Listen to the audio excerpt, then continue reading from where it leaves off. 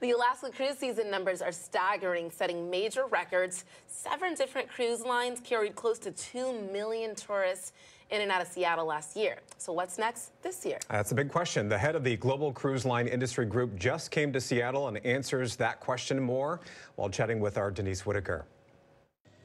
It's really important that more of our small business owners have an opportunity. So what opportunities are going to be available for them in this next cruise season? Right. So here's what I think you might find interesting is Seattle is a home port.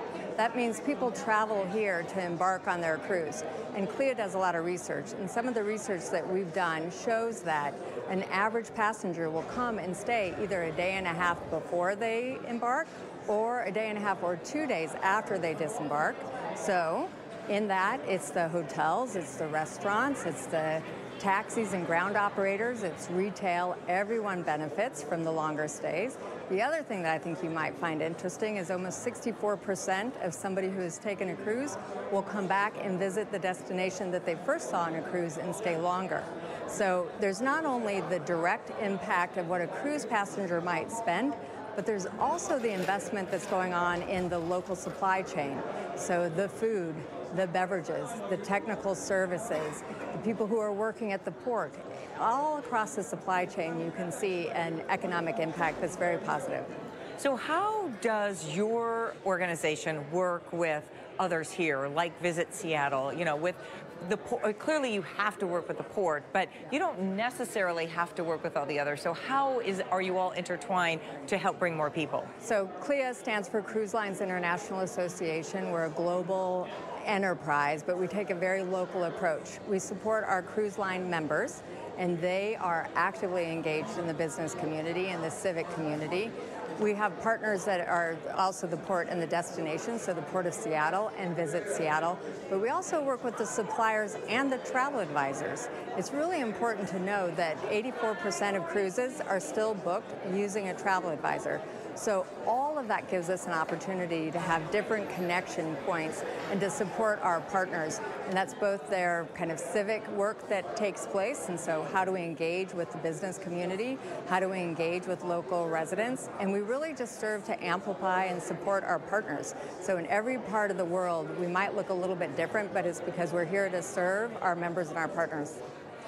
This particular port has grown quite a bit since cruises started leaving here and going to and from Alaska. Are we reaching any sort of a threshold? Is the sky the limit as far as how big it can get?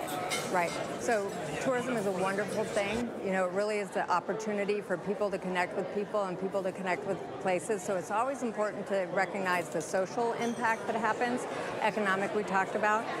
And so what's unique about cruise in the tourism context is this is managed tourism. Unlike some of the other segments of tourism, for cruise, you know who's coming, you know when they're coming, and then you can plan. So our aim is to be a partner in the community so that as you see economic benefit come from tourism, it can be managed, and as the partner that is the best managed, we see that there is an opportunity to always shift and adjust to meet the community where it's at. If the season could or were longer, if there were more ships, would they be full? The demand for cruise is unbelievable. So I think I can safely say yes. And again, that's where there's just the opportunity to partner with the port, with the destination, with the residents to make this manageable, because it's important that people know, and this is why it's so important in Seattle, that we look at the downtown community. You guys have built an amazing destination, and a thriving small and medium-sized business community is so important because people take a cruise because they want to see the sights, they want to meet the people, they want to experience the culture, and you have wonderful businesses like Pike's Market and others, but more the merrier. And so a thriving industry really depends on a thriving business community and a supportive community of residents. You talked about all of the research that you all do, and definitely you gave us a lot of the positives. Do you hear negative comments? And if so, any way to characterize those for us? Yeah, I mean, one of the things that I think is interesting about cruise is just how much misinformation or how much misperception exists about cruise. And I think for all of us, that means there's an opportunity to share the stories, the positive contributions that cruise makes to communities more and better. So one of the reasons we're in town is to really meet with all of the stakeholders in the region, because we do have a very positive story to tell, not only about the economic impact that's obviously important, but this is a community that cares about sustainability, environmental sustainability, but also the stewardship of land.